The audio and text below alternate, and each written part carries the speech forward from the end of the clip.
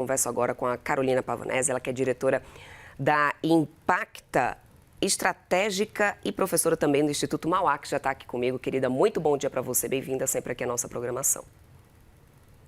Bom dia, é um prazer estar aqui com vocês. Professora, vamos lá, são décadas, né, esperando que esse acordo realmente saia. Já foram muitas discussões, pausas, por aí vai. Agora, o Mercosul, aceitando essas imposições, mesmo que não tenha realmente isso, né, agradado nesse momento, até que ponto aceitar agora essas imposições torna o acordo ainda vantajoso comercialmente falando para os dois lados? O Mercosul sai perdendo nessa história?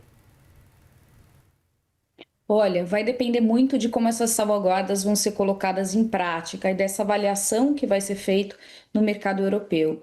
Há, além das salvaguardas, outras medidas que também foram mencionadas ontem durante a votação do parlamento, como a questão da reciprocidade e do maior cumprimento por parte das empresas do Mercosul de regras fitossanitárias, regras ambientais também para a entrada no mercado europeu. Então, há já, inclusive no corpo do acordo, uma série de mecanismos que podem ser utilizados como ferramentas protecionistas, tanto do lado de lá quanto, em menor medida, do lado também do Mercosul. Então, vai depender muito do desenvolvimento dessas relações comerciais, de quando elas vão ser colocadas em prática e de se esse grande temor que principalmente o setor agrícola da Europa tem tido em relação a uma maior abertura comercial para os produtos do Mercosul, vai representar um impacto de fato tão significativo assim no setor para que essas medidas protecionistas sejam invocadas.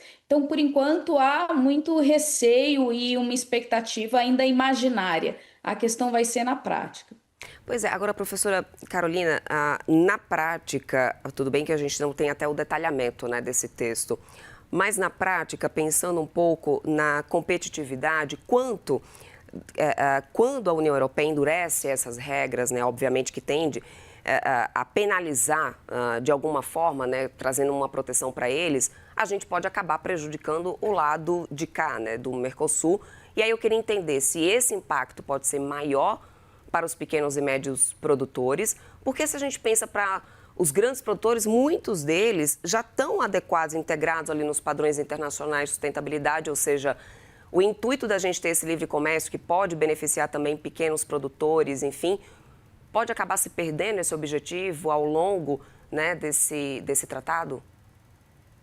Pois é, essas regulamentações, tanto dentro do acordo, tanto também como outras ferramentas unilaterais que a União Europeia tem adotado, né? A lei de desmatamento, por exemplo, é uma bem polêmica, que é uma medida unilateral, elas tendem a criar normas mais restritivas, e no qual o compliance é muito mais difícil para os pequenos e médios produtores e empresas. Então, geralmente, os grandes beneficiários desses acordos comerciais tendem a ser aquelas empresas de maior porte que têm uma capacidade de compliance, de adequação às regras e também de entrada nesses mercados com um aporte mais significativo. Então, já é esse prejuízo como um ponto de partida. O que compete aí é ao governo do Mercosul, e no nosso caso ao governo brasileiro, criar estratégias que incentivem e que apoiem esses pequenos e médios produtores para que eles tenham capacidade de entrar nesses mercados, né? E aí é uma questão de política doméstica, de incentivo à exportação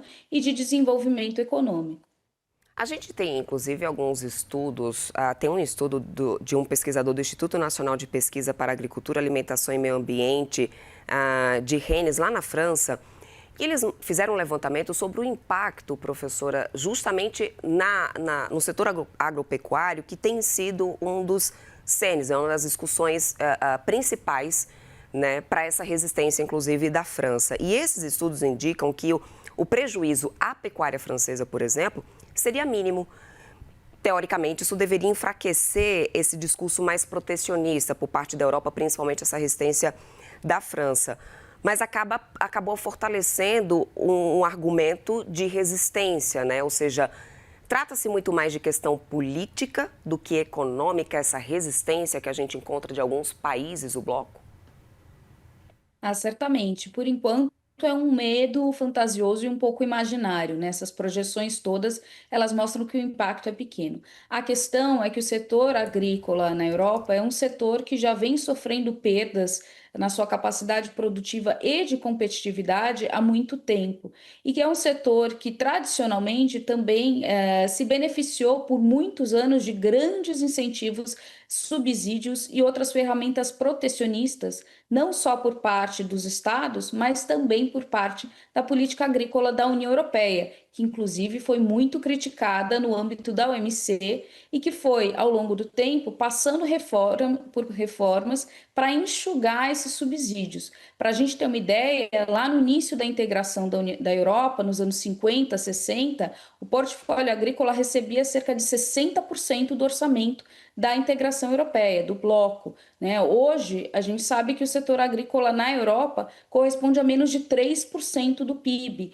Então, esse valor ainda do setor agrícola que recebe em termos de orçamento ainda é bem simbólico, bem representativo, desproporcional para o peso que eles têm no PIB, mas como você mencionou, é um setor que tem um capital político muito grande e que consegue mobilizar não só as forças políticas, mas também a sociedade civil, trazendo aí questões não só econômicas, mas a importância que o setor tem para a questão cultural, para uma questão de segurança alimentar, que são argumentos de fato válidos, né? Mas a questão é o barulho que eles têm feito, a influência que isso tem tido no momento onde a gente vê a política doméstica desses países-chave, e aí a França, no caso, numa situação muito crítica, né? Então, qualquer interferência nessa política e uma reputação mais negativa do governo acaba fazendo com que o governo recue e tenha medo de enfrentar esse setor poderoso.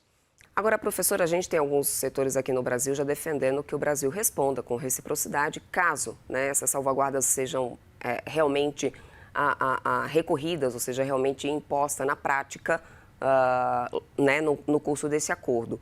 Quais poderiam ser essas brechas de reciprocidade? Como que o Brasil poderia responder, né, com essa reciprocidade, caso realmente a gente tenha a aplicação dessas salvaguardas agora aprovada pelo bloco?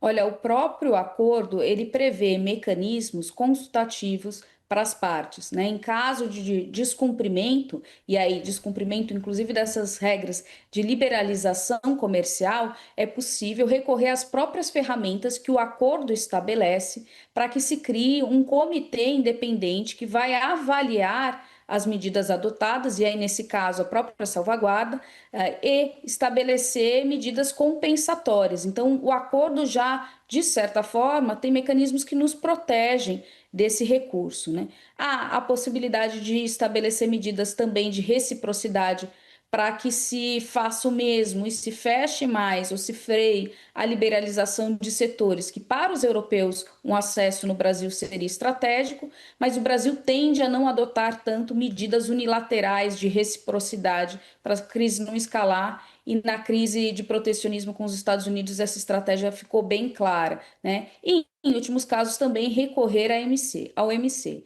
É importante a gente enfatizar que essa aprovação da possibilidade de salvaguarda, ela implica, em primeiro momento, a instalação de um comitê interno dentro da União Europeia, que vai monitorar esse aumento das exportações e uma queda significativa no preço dos produtos no mercado europeu, para ela avaliar, então, se adota ou não mecanismos de proteção à indústria, nesse caso ao agrodoméstico, né? Então, a salvaguarda ela também tem muitas etapas e tudo depende dessa avaliação. E aí se cria mais um momento para que a gente possa estabelecer um diálogo diplomático de cooperação comercial, no qual os países do Mercosul podem se aproximar das instituições de Bruxelas e justamente tentar evitar que se chegue num caso extremo da aplicação dessas salvaguardas.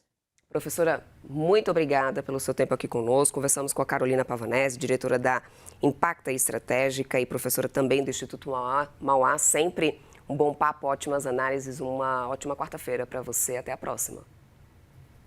Até a próxima e vamos acompanhar agora se o Conselho aprova o acordo e se ele vai ser assinado esse fim de semana como um presente de Natal, talvez, para todos aí. Grande expectativa, né, professora? Obrigada, minha querida. Até mais.